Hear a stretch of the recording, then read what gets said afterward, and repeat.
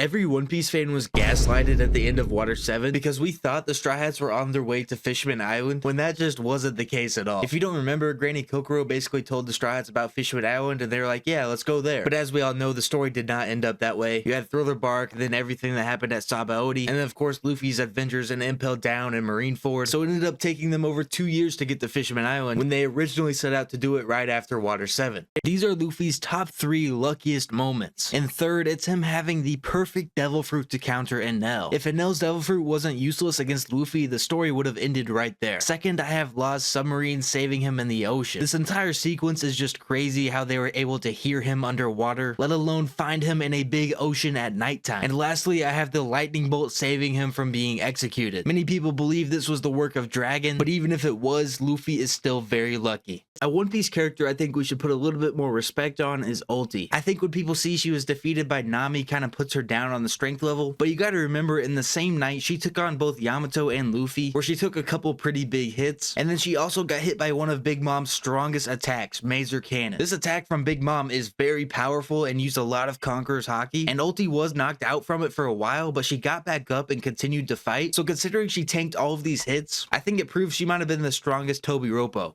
A devil fruit that I want to see return to One Piece is the Goro Goro no Mi, eaten by Enel. Enel coming back would be really cool, but honestly I really want to see him come back just to see his devil fruit to its full power. Like imagine the Logia lightning fruit with today's animation. The visual experience would be insane, and I feel like with Luffy being immune to his power, we didn't get to see how crazy this devil fruit actually can be. Like behind Whitebeard's Gura Gura no Mi, this might be like the second or third most destructive devil fruit. Do you remember when the Straw Hats lied to Luffy? It doesn't happen often. They all respect their captain and will not lie to him, but in a filler arc after Water 7, the entire crew was willing to lie to Luffy, and this is because their Jolly Roger was stolen, and everybody was worried that Luffy would make fun of them and be mad because they let it get stolen, and they made some very obvious faces that they were lying. Look at Zoro and Sanji right here, but it all ended up being for nothing because Luffy found out it got stolen anyway. What will Frankie's end of series power up be? I have a good idea for this, and I think it might even be foreshadowed already. We know how Frankie fights with tools and weapons, kind of like General Frankie. He doesn't actually fight fist to fist a lot of the time, so I think his power up will be a better version of General Frankie, and that will be him turning the Sunny into a transformer fighting machine. I know for a fact Frankie is smart enough to be able to do that, and his post Wano bounty being a picture of the Sunny might be foreshadowed. I gave all the other Straw Hats a power up. To combine two characters in One Piece to form the strongest character ever, who would you combine? There are a lot of options to answer this question, but my answer is combining Mihawk with Buggy. Imagine Mihawk, who has some of the best Haki in the show, and who is also the strongest swordsman in the verse, with a devil fruit power that makes him pretty much invincible to swords. I think that would be an insane combination. Who are the Heart Pirates, otherwise known as Trafalgar Law's crew? The Heart Pirates consist of 21 members and originate from the North Blue. Out of 21 crew members, we only know the names of 9 of them. We really haven't seen the other crew members at all, but here are the 9 crew members we know so far. Obviously, you have Trafalgar Law and Beppo, and then you have Penguin, Shachi, John Bart, Ikaku, Uni, Cleone, and Hakugen. At first glance, the Heart Pirates aren't the strongest crew out there, but because of their ship, they have a natural advantage in undersea fighting, and we'll see more of this crew's abilities as the series goes on.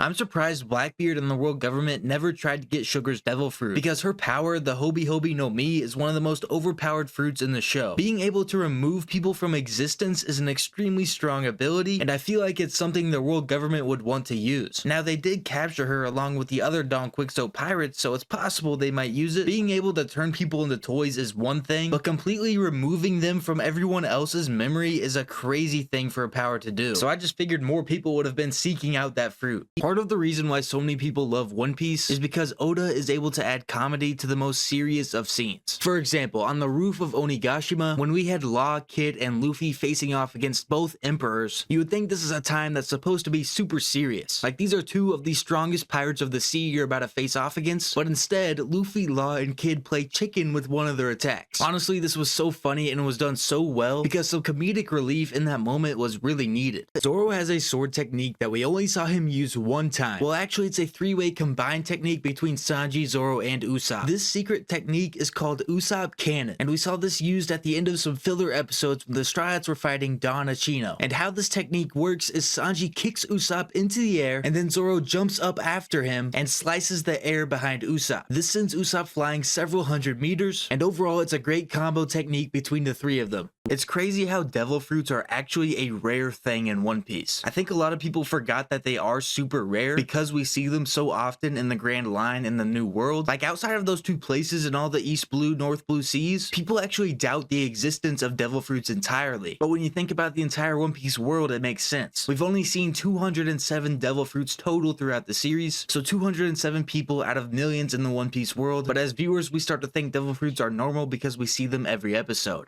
Do you remember when Luffy literally ended a random beast pirate's life? This was at the very beginning of Onigashima, when the Straw Hats were still disguised as beast pirates. Some of the pirates started purposely spilling red bean soup as a way to taunt the poor people that couldn't get it, and this really angered Luffy. So he used Gear 3 elephant gun to punch this marine. Luffy might have splattered this man like a water balloon. There's no way he didn't die immediately on impact. We saw in Wano that Eustace Kid has Conqueror's Haki, however, he hasn't really done anything with it. And I found this Reddit post that asked why Oda gave Kid Conqueror's Haki if it serves no purpose to the story or his character, and I think this is setting something up for Kid in the future. Now I'm not sure what that is, because if you saw his next fight after Wano, it doesn't turn out very well. I'll just leave it at that. But I saw a theory a long time ago that I really kind of agree with, and the gist of this theory is that Kid is supposed to represent what would have happened to Luffy if he didn't train for 2 years before the New World. Kid went straight into the New World unlike Luffy and the rest of his crew, and we can see how far ahead Luffy is with his progress compared to others in the worst generation. Let me know your thoughts. Did Trafalgar Law's Devil Fruit purposely get nerfed? His power from the Ope Ope no Mi is obviously very good, and on Onigashima, we saw that he's unable to use shambles on Kaido and Big Mom because their Haki presence is so powerful. But how come Law's power is the only time we've really seen this happen? And sure, Armament Haki is a counter to Logia's, but for example, think of Sugar. If she were to try and turn Big Mom and Kaido into toys, would their Haki have the same effect on her power and make her unable to change them? Do you remember when Luffy was high on drugs? Now I know that sounds crazy, but just hear me out. In Alabasta, when the crew is trying to walk across the desert, Luffy decides it's a good idea to eat a cactus. And he basically goes crazy after eating this and starts hallucinating, and was pretty much acting feral after eating this cactus. It was hilarious to watch. Chopper even had to tranquilize him at one point. This is the only time we've really seen Luffy act like such a fool, but I think it was hilarious. I asked you guys who the most evil villain in One Piece is, and the majority of you said Doflamingo. Sorry to you guys, but I have to disagree. I think the 15% of people that voted for Orochi are correct. Orochi gave smile fruits to people that were starving, knowing that they were bad fruits, so they would get those side effects of being unable to do anything else but laugh. And Orochi pretty much did this just for a laugh. It wasn't really for anything else. At least when Doflamingo was terrorizing Dressrosa, he had another motive behind him. But Orochi just purely enjoyed seeing people suffer, and that's why I think he's the most evil villain. What is Luffy's IQ? It would be really hard for me to tell you an actual number, but I think Luffy is very smart at some things and very dumb at others. Like, Luffy has some great battle IQ. He makes great decisions in the midst of fighting, and he's also really smart with who he trusts. And I guess you could say that's intuition rather than intelligence, but I also think Luffy is low-key a genius, because Luffy knows he's not smart in certain areas, so he surrounded himself with people who are, like cooking and navigating, for example. And that's what smart and successful people in the real world do. So Luffy is a genius. Do you remember the Berry no Mi in One Piece? This was a devil fruit that was eaten by a marine named Very Good, who was a captain in the Marines and was a part of the Buster Call at Enies Lobby. And we only saw a small amount from this devil fruit, but we know it allows the user to transform into multiple berry-like balls, and it has a very similar effect to the Bara no Mi, which is Buggy's devil fruit. And I think this devil fruit is okay, but my only issue with it is, what if you split into these balls and then someone just steals one of them? Then you'll just be missing a part of your body forever. If you watch One Piece, you know how much Luffy loves his food, and that got me curious what the longest period of time he went without eating was. And there are a few moments in the show where he goes a significant period of time without eating, and the longest period of time when he was awake is about 1 full day, and that was in Whole Cake Island. And look what happened to him after just 1 day of not eating. But there are longer periods than this. Like in episode 128 in Alabasta, after he fought Crocodile, it stated that he was asleep for 3 days, which means he couldn't have eaten during that time. And then after the fight with Kaido, it said that both Luffy and Zoro were asleep for 7 days straight, so 1 week is the longest Luffy has gone without eating. Does anyone else just feel very bad for Marco? Like, ever since Marineford, the guy has kind of just watched each and one of his friends die off one by one. And I know there are a couple that are still alive, like Jozu and Vista, but for the most part, the Whitebeard pirates are all gone now. And it just makes me feel bad for Marco because he's seen it all firsthand.